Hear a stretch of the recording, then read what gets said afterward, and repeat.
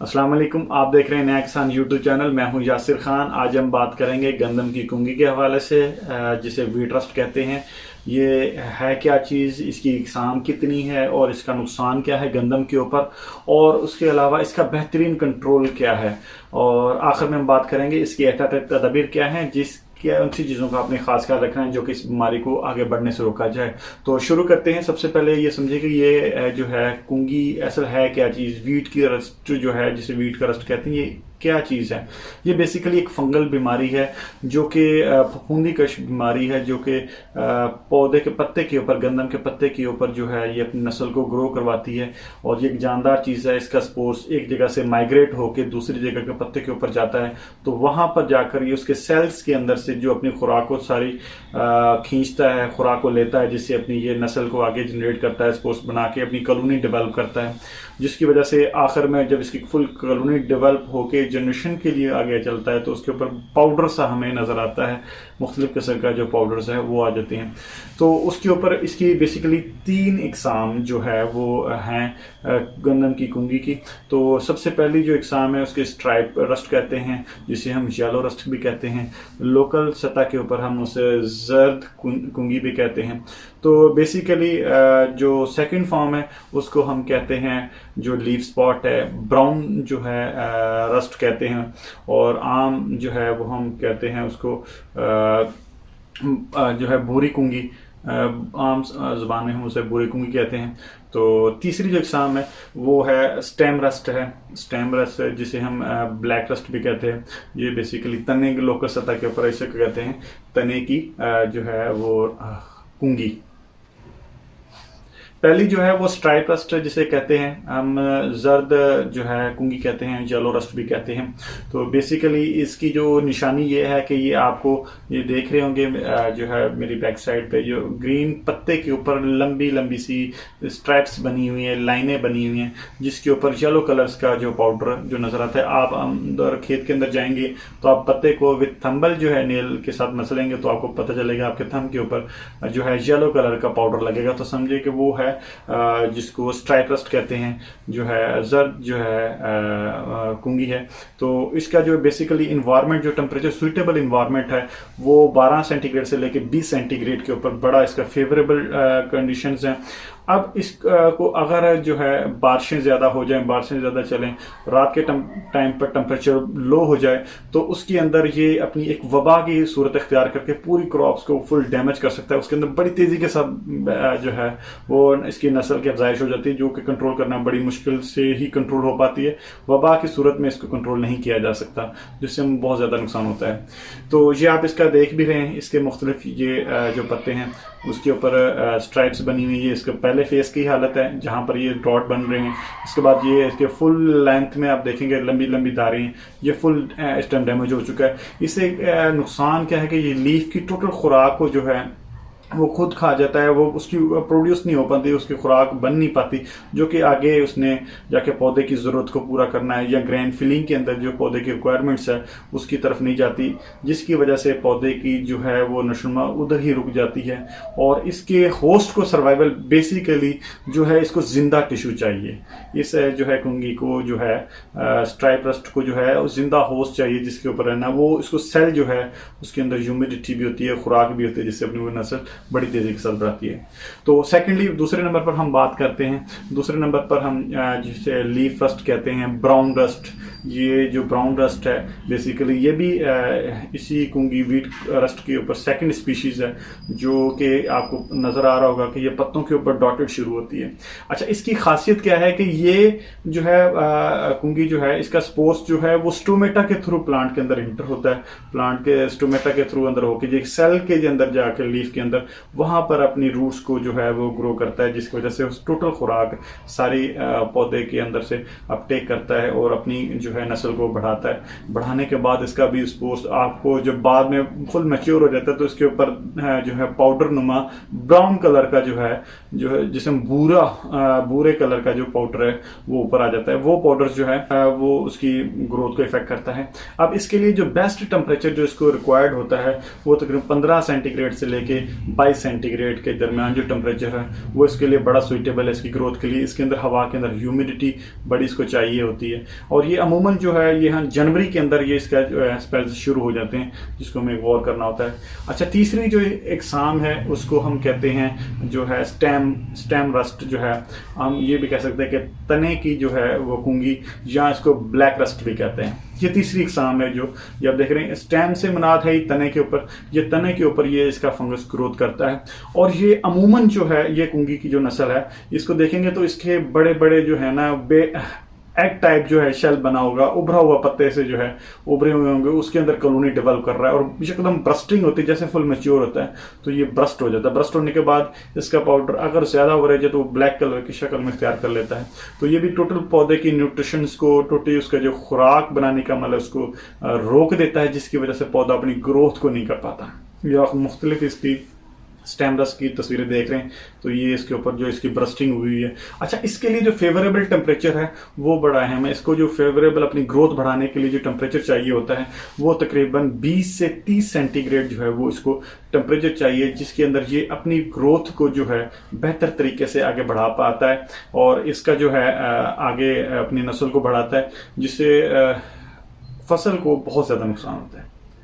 तो अब देखते हैं इसका जो है गंदम के ऊपर क्या नुकसान है। गंदम की जो कुंगी है ये पूरी दुनिया में 64 ममालिक में रिपोर्ट की गई है और औसतन तकरीबन हर साल 50 लाख टन गंदम जो हर साल ज़ाया हो जाती है इसके वीट रस्ट के हवाले से। और जिसमें अगर हम खाली एशिया की बात करें तो तकरीबन चाइना में 10 लाख टन जो है गंदम हर साल जो है वो नुकसान होता है वीट रस्ट के हवाले से।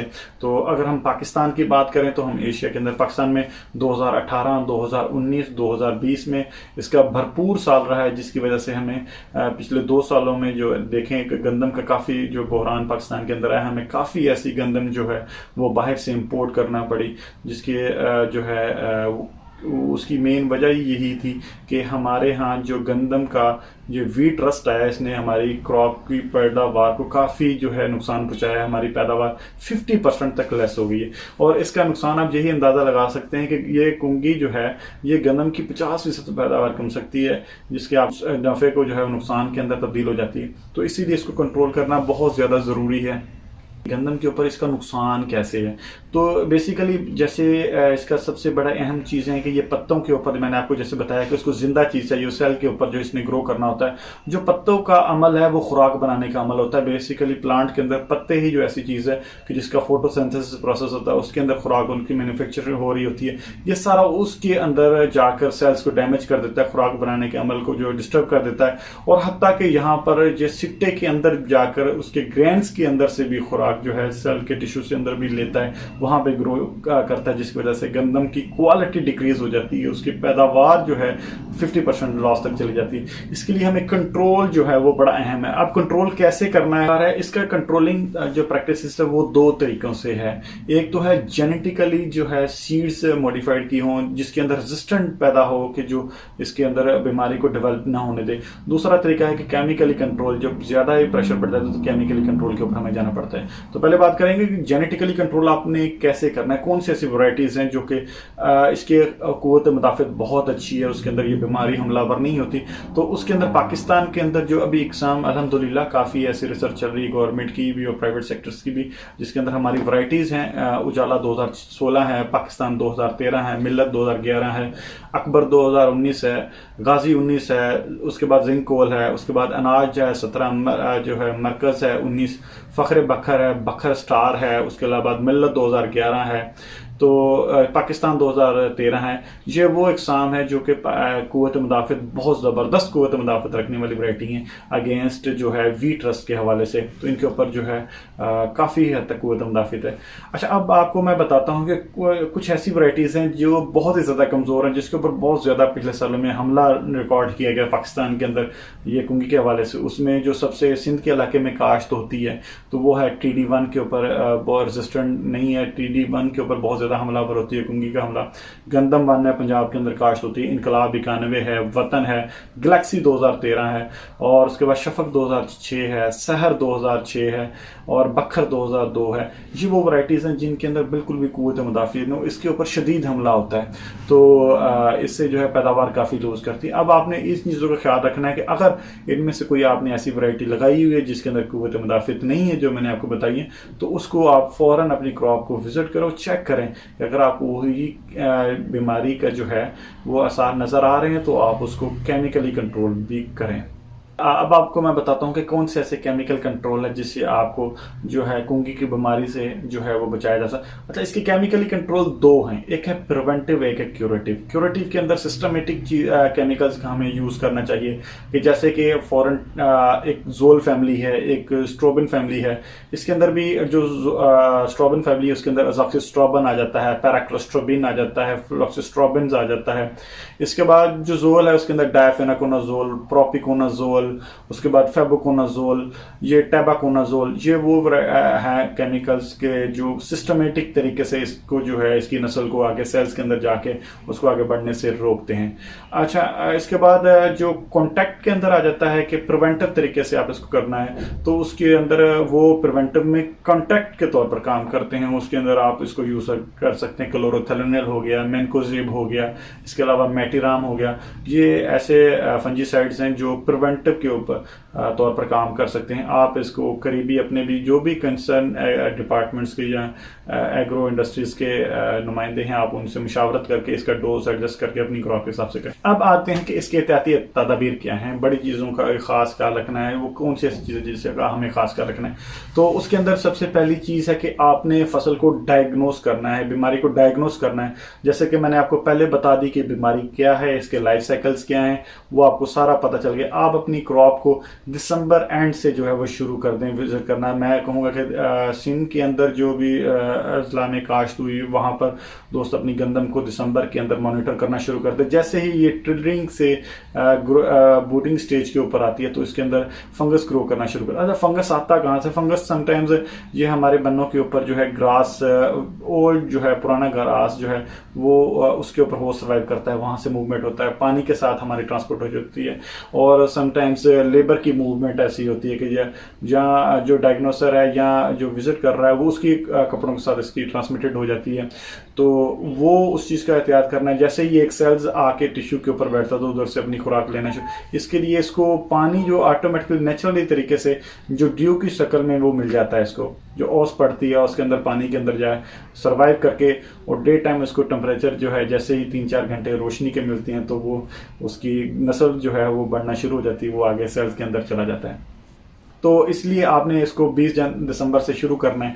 अगर आपको नज़र आ रहा है कि कहीं पर पैचिस के ऊपर जो है इसका हमला आपको शो हो गया है, उसका 10 फीट के रेडियस में हो गया है, 20 फीट के रेडियस में हो गया है, तो आप क्रॉप को डायग्नोस करें। उसका यही रैंडमली तरीका कि आप मुख्तलिफ अगर लॉट है 10 एकड़ की तो आप उसको 10 जगहों से रैंडमली चेक करें। अगर आपको कहीं नज़र आ रहा है तो आप उन पैचिस के ऊपर शुरू में स्प्रे कर दें ताकि उसकी फर्स्ट जनरेशन को रोका जाए। हमारे यहाँ कुछ दोस्त खिलाफ करते हैं कि वो उसको कहते हैं कि जब तक सिट्टा बाहर नहीं निकलेगा तब तक आपने स्प्रे नहीं करना, तब रुक जाएं। उसके पीछे भी एक बेसिकली कॉन्सेप्ट ये है कि जैसे जैसे पौधा न्यू सिट्टे की तरफ निकलता रहता है, लीव्स निकलते रहते हैं, तो अगर पहले स्टेजेस के ऊपर आप कर लेते हैं तो बाद वाले स्टेजेस के ऊपर दोबारा हमला हो सकता है। तो उसके हवाले से वो कहते हैं कि आपको फिर दोबारा करना पड़ेगा। मेरे हिसाब से ये है कि जो जनरेशन्स को अगर हम बढ़ने से रोक दें तो फिर वो आगे ग्रो नहीं करता। तो इसके लिए ज़रूरी है कि आप इसको फर्स्ट जनरेशन के ऊपर ही, अगर आपको पैचेस के अंदर नज़र आ रहा है तो आप उधर ही इसको स्प्रे करके रोक दें ताकि ये आगे बढ़े ना।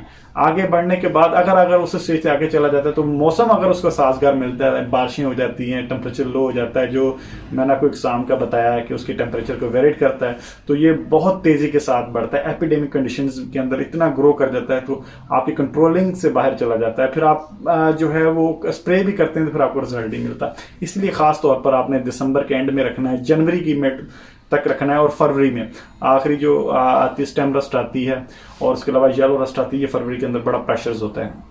तो आपने इसका खास ख्याल ये रखना है कि आपने दिसंबर से ऑनवर्ड जैसे डायग्नोस हो तो आपने उसको जो है वो स्प्रे करवा लें, उसको उधर ही कवर करें। और इसका जो बेसिकली फंगस आने के बाद इसका केमिकल ही हल है। आप इसको बाद में कोई भी ऐसी जो है वो प्रैक्टिस हरगिज़ इस्तेमाल ना करें। मैंने काफ़ी दोस्तों के कमेंट्स भी देखे हैं, कोई कहता है सर्फ यूज़ कर लें, कोई कहते हैं नीला तोता यूज़ कर लें। तो बेसिकली आप जो है केमिकल्स जो रेकमेंडेड फंजीसाइड्स हैं इसके ऊपर, जो सिस्टमेटिक फंजीसाइड्स हैं, आप वही यूज़ करें ताकि आपको बेहतर रिजल्ट मिले। तो उम्मीद करता हूं कि आपको ये मेरी वीडियो अच्छी लगी होगी। अगर कोई चीज़ रह गई हो तो आप मुझे नीचे कमेंट में बताइएगा ज़रूर। अगर वीडियो अच्छी लगी हो तो इसको लाइक कीजिएगा, और अगर चैनल सब्सक्राइब नहीं किया तो वो भी कर लें, और इसको दोस्तों के साथ शेयर करें जो नए हैं, जिन्होंने गंदम लगाई हुई है, ताकि उसको पता चल सके कि पुंगी की अहमियत क्या है, वो नुकसान क्या करती है, ताकि वो अपने खेत को डायग्नोस करके उसका बेहतरीन कंट्रोल कर सकें। तो अब तक के लिए इजाज़त दीजिए। अल्लाह हाफिज़।